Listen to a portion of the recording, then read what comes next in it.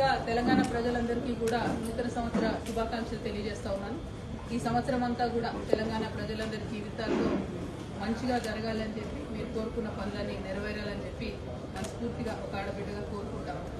మరి ఇవాళ నేను రాజీనామా చేసి దాదాపుగా 4 నెలలు, రేపు 3వ తారీఖు అయితే 4 నెలలు అవుతుంది.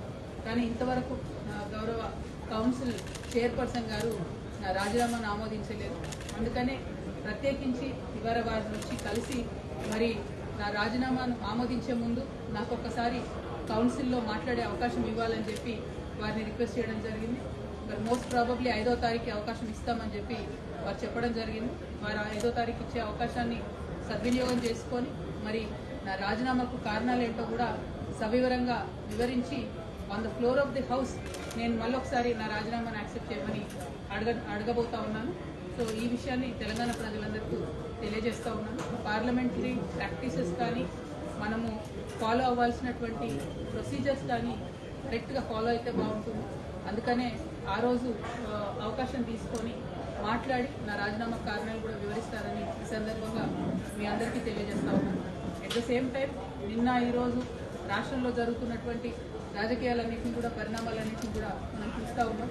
మరి ప్రత్యేకించి ఈ మధ్యనే నేను పాలమూరు జిల్లాకు కూడా పర్యటనకు వెళ్ళడం జరిగింది.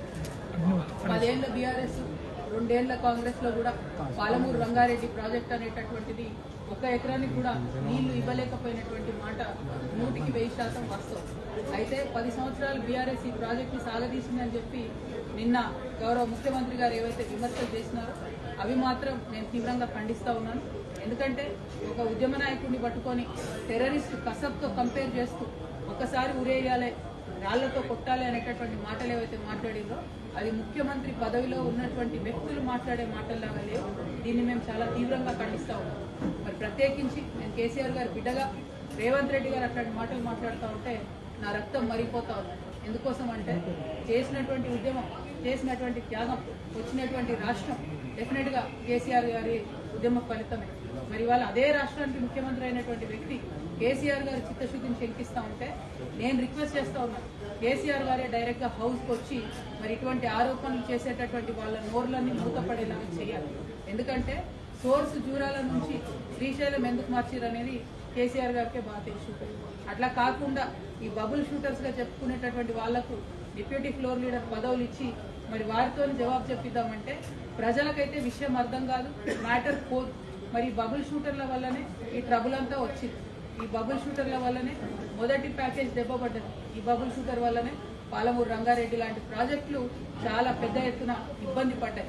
మళ్ళా వాళ్ళకే పెత్తనం ఇచ్చి, వాళ్ళకే డిప్యూటీ లీడర్లు ఇచ్చి మరి అసెంబ్లీకి కేసీఆర్ గారు రాకపోతే మాత్రం బీఆర్ఎస్ పార్టీని ఆ భగవంతుడు కూడా కాపాడలేడు. In the interest of the people of Telangana KCR గారు వస్తే బాగుంది. ఎందుకు మాటలు పడాలి?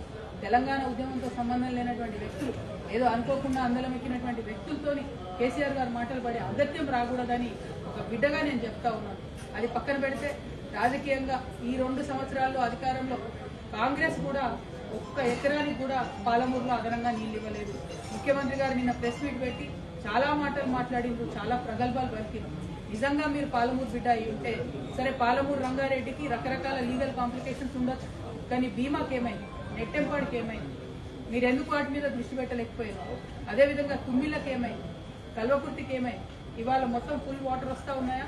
కల్వకుర్తిలో 2 మోటార్లు రిపేర్ ఉంటే ఇంతవరకు ఎందుకు రేవంత్ రెడ్డి గారు 1 అడుగు ముందుకేసి 1 రూపాయి దానికి ఇవ్వలేదు? బీమా హాఫ్ కెపాసిటీకి అలా సప్లై చేస్తూ ఉంటే ఎందుకోసం ముఖ్యమంత్రి గారు దాని మీద మాట్లాడతారు? నెట్టెంపాడు మేము డైరెక్ట్గా రిజర్వాయర్లు అన్నీ చూసి వచ్చినాం. 4 TMC రిజర్వాయర్ అన్న కాడ 2 TMC కూడా నీళ్లు లేవు. ఎందుకు దాని మీద ముఖ్యమంత్రి గారు మాట్లాడతలేరు? నిజంగా మీకు చిత్తశుద్ధి ఉంటే మీరు నిన్న ఏదైతే కేసీఆర్ గారిని క్రిటిసైజ్ చేసిండ్రో, జూరాల నుండి సోర్స్ మార్చి శ్రీశైలం పెట్టినని చెప్పిరో, మీరు కొడంగల్, నారాయణపేట, మక్తల్ లిఫ్ట్ ఇరిగేషన్కి మళ్ళీ మీరెందుకు జూరాల సోర్స్ పెట్టడం లేదు? మీరెందుకు లక్ష్మీదేవిపల్లి రిజర్వాయర్ కట్టడం లేదు? మీరెందుకు భీమా నుండి సోర్స్ పెడుతున్నారు? అక్కడ నీళ్లు లేవు.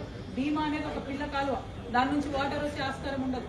అటువంటి దగ్గర మీరెందుకు సోర్స్ పెడతా ఉన్నారు? మీకేం లాలుచి ఉంది ఆంధ్ర పాలకులతో? ఆంధ్రాలో చంద్రబాబు నాయుడు గారు ఉన్నా, జగన్మోహన్ రెడ్డి గారు ఉన్నా, వాళ్ళు మన నీటిని దోచుకొని పోయే ప్రయత్నమే చేస్తున్నారు.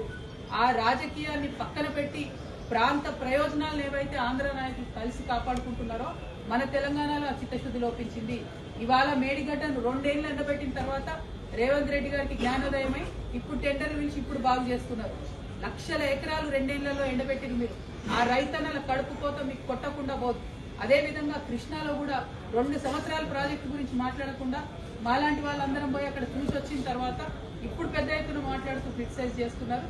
అది మీ యొక్క చిత్తశుద్ధి లేనితనాన్ని, పాలమూరు ప్రజల నుంచి పాలమూరు బిడ్డగా చెప్పుకుంటున్న మీ యొక్క వైఫల్యాన్ని మాత్రమే పదే పదే తెలంగాణ ప్రజల ముందు చూపిస్తా ఉంది. నేను ఇవాళ డిమాండ్ చేసేది ఒకటే, ఏ ప్రాజెక్ట్ అయినా సరే రాజకీయాలకు అతీతంగా ముందుకెళ్ళాలి, ప్రజా ప్రయోజనాన్ని కాపాడాలి, అది కాపాడే విధంగా ముందుకు పోవాలి తప్ప ప్రతి ఒక్కదాన్ని రాజకీయంతో ముడిపెట్టి ప్రాజెక్టు నాపితే ఏదో ప్రతిపక్షాలను బదనాం చేయొచ్చనే ప్రయత్నం కరెక్ట్ కాదు. ఇప్పటికైనా పాలమూరు రంగారెడ్డి ఇంటేక్ సోర్స్ మార్చండి, మార్చినటువంటి దాంతో పనులు చేయండి.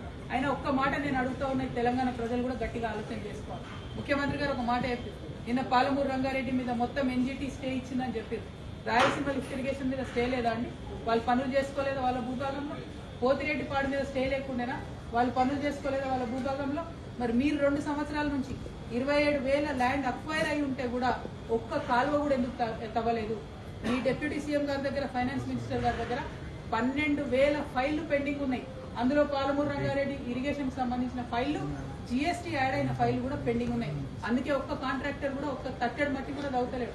మీ వైఫల్యాన్ని కప్పిపుచ్చుకోవడానికి మీరు కేసీఆర్ గారినో ప్రతిపక్షాలను తిడతామంటే ఇవాళ ఎడ్డి గుడ్డి తెలంగాణ కాదు, ప్రతి ఒక్కటి తెలిసిన తెలంగాణ. ప్రజలందరికీ వాస్తవాలు తెలుసు, తెలిసేటట్టుగా చెప్పడానికి తెలంగాణ జాగృతి బయలుదేరింది, జనం బాట పట్టింది. అందుకే ఇవాళ మీరందరూ కూడా అసెంబ్లీ పెట్టారు. ఎవరి కోసం పెట్టింది అసెంబ్లీ? మీరు పెట్టి మీరు బీఆర్ఎస్ తిట్టా, బీఆర్ఎస్ మిమ్మల్ని తిట్టా, ప్రజా సమస్యలు మాట్లాడకండి, అసెంబ్లీలో టైంపాస్ చేయండి, రీల్స్ చేసుకోండి, బయటికి వెళ్ళండి. ఇది కరెక్ట్ పద్ధతి కాదు. గౌరవ ముఖ్యమంత్రి గారు నేను మళ్ళీ రిక్వెస్ట్ చేస్తా ఉన్నా, మీ మాట తీరు మార్చుకోండి. కరెక్ట్ మాట కాదు ఇది, తెలంగాణ పౌరుషాన్ని చూపించే మాట తీరు కాదు, ఇది అవమానకరమైనటువంటి మాట తీరు. దేశంలో ఉన్నటువంటి టెర్రరిస్టులతో మీరు మీ ప్రతిపక్ష నాయకుల్ని పోలిస్తా ఉన్నారంటే మీరు చేసేది కూడా దేశ ద్రోహమే అన్న విషయాన్ని నేను ముఖ్యమంత్రి గారికి మరొకసారి తెలియజేస్తూ, మరి చైర్మన్ గారు నాకు ఏదైతే అవకాశం ఇస్తున్నారో 5వ తారీఖు నాడు దాన్ని సద్వినియోగం చేసుకొని నేను రాజీనామా చేయడానికి గల కారణాలను తెలంగాణ బిడ్డలందరికీ కూడా ఎక్స్ప్లెయిన్ చేస్తానని చెప్పి తెలియజేస్తూ సెలవు. జై తెలంగాణ.